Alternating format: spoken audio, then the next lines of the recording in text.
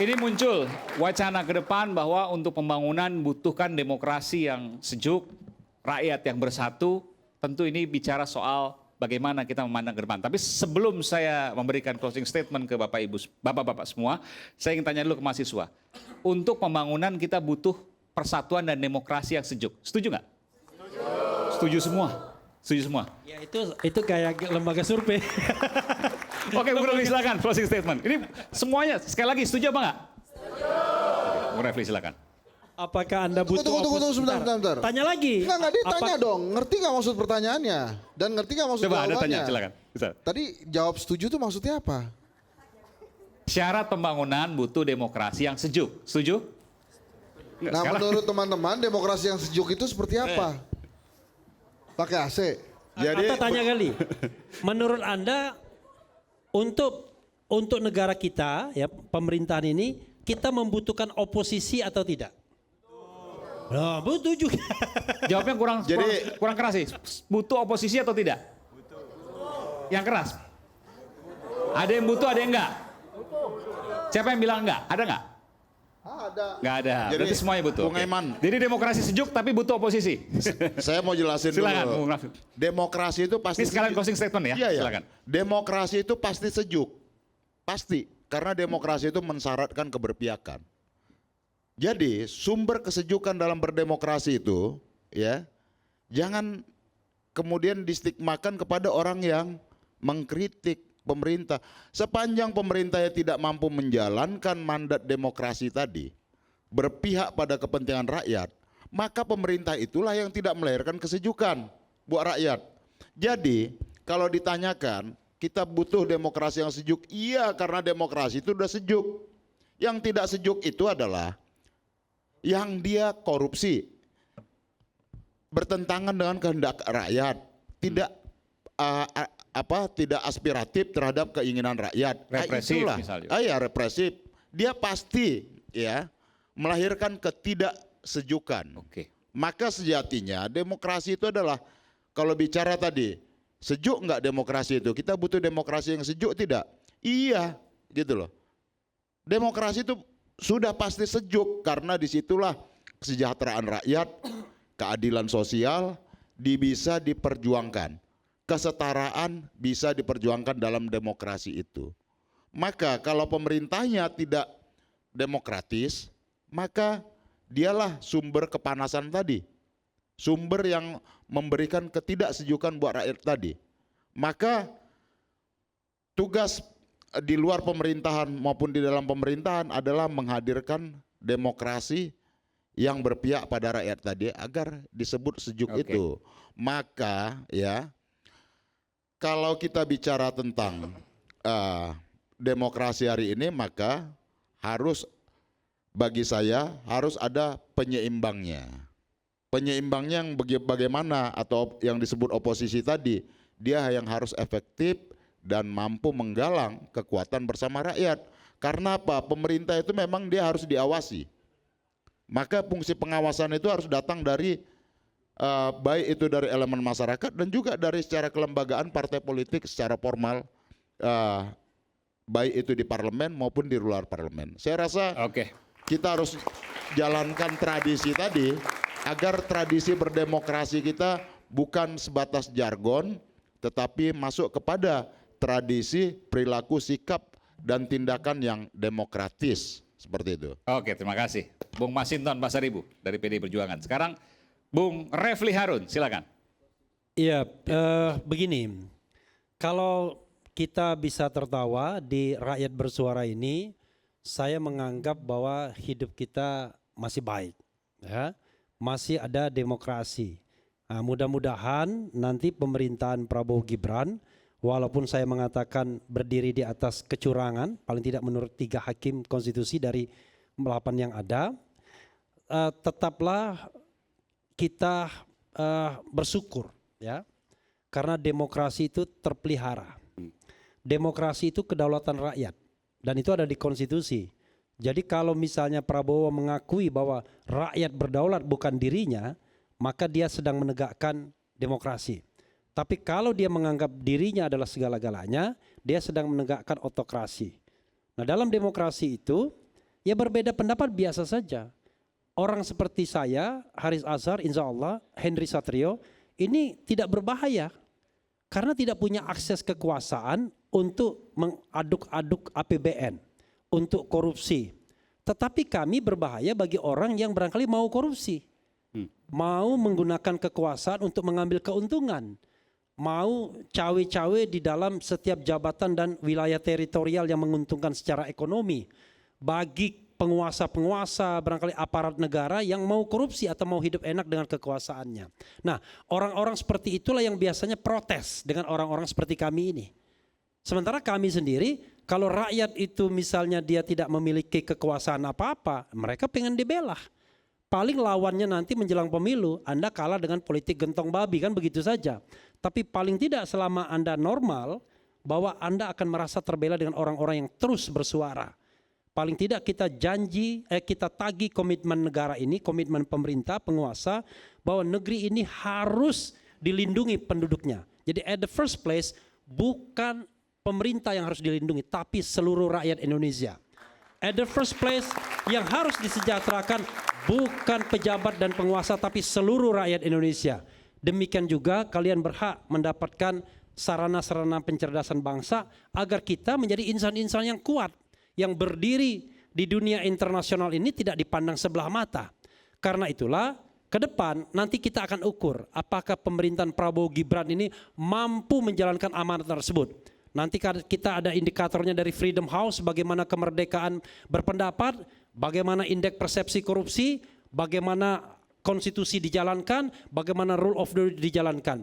Dan itu semua secara statistikal nanti akan ketahuan apakah pemerintah yang 58% konon katanya dipilih oleh rakyat tersebut, pemerintah yang jujur dan aman atau tidak. Atau sebaliknya, kita akan menghadapi pemerintahan yang otoriter, demokrasi yang regresif, dan akhirnya kita jatuh dalam sebuah kubangan negara gagal. Mudah-mudahan tidak demikian, mudah-mudahan kita salah, mudah-mudahan Refli Harun salah, tapi kita akan saksikan bersama-sama mulai 20 Oktober sampai kemudian 5 tahun pemerintahan.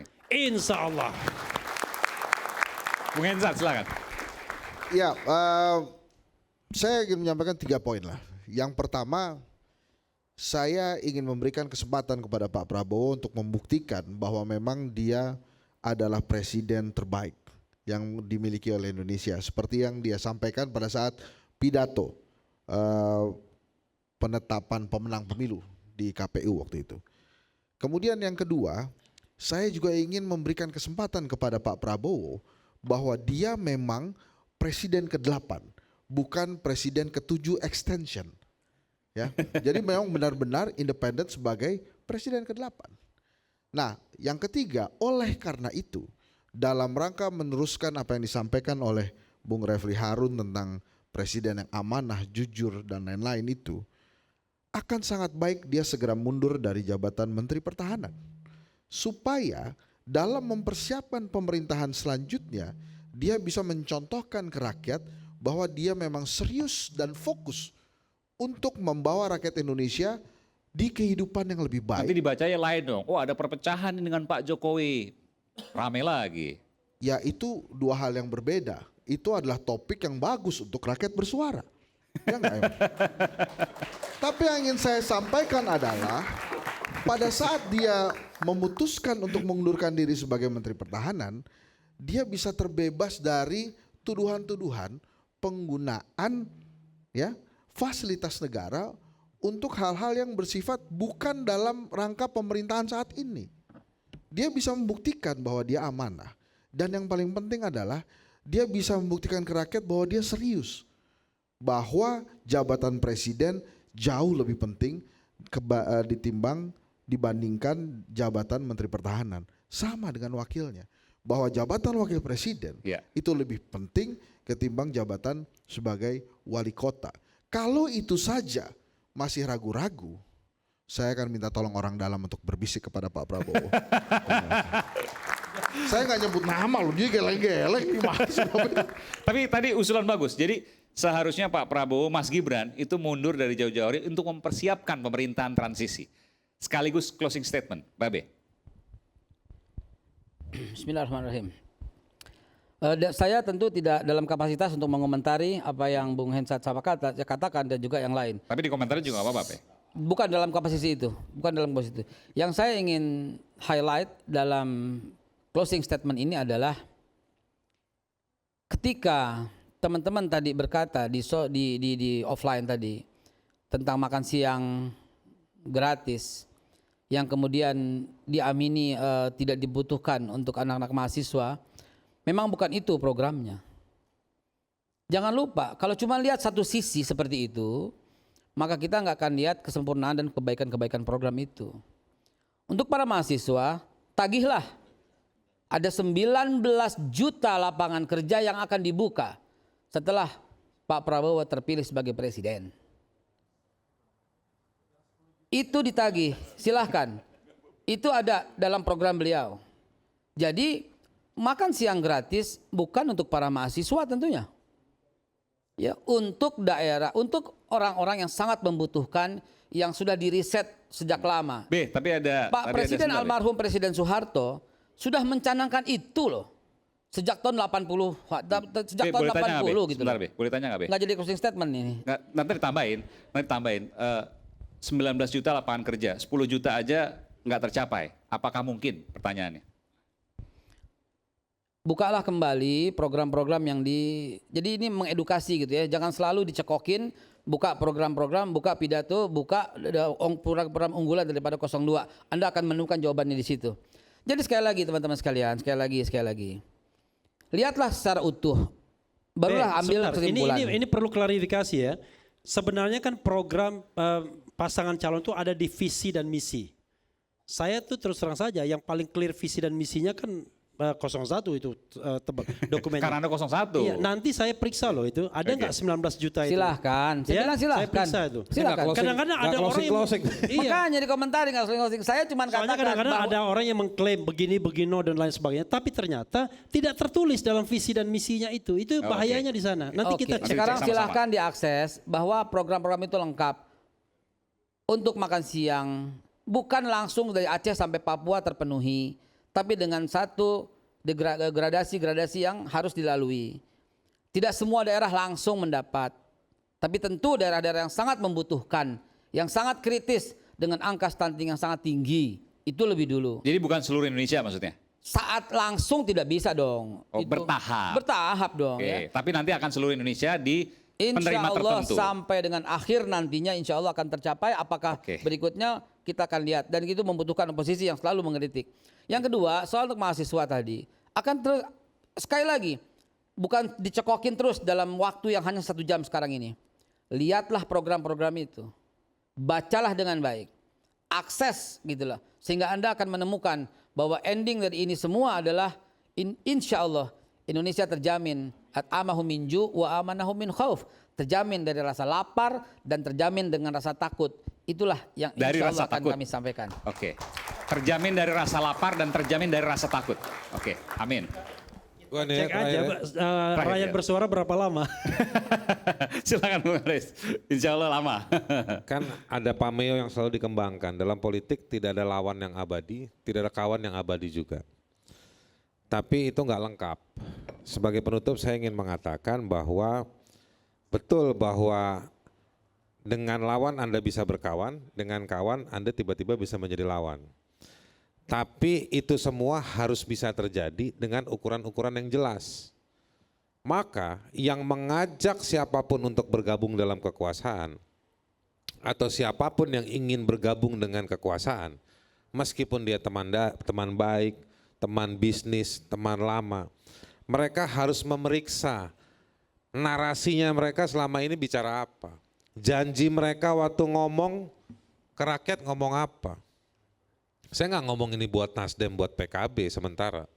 Tapi saya juga mau tanya,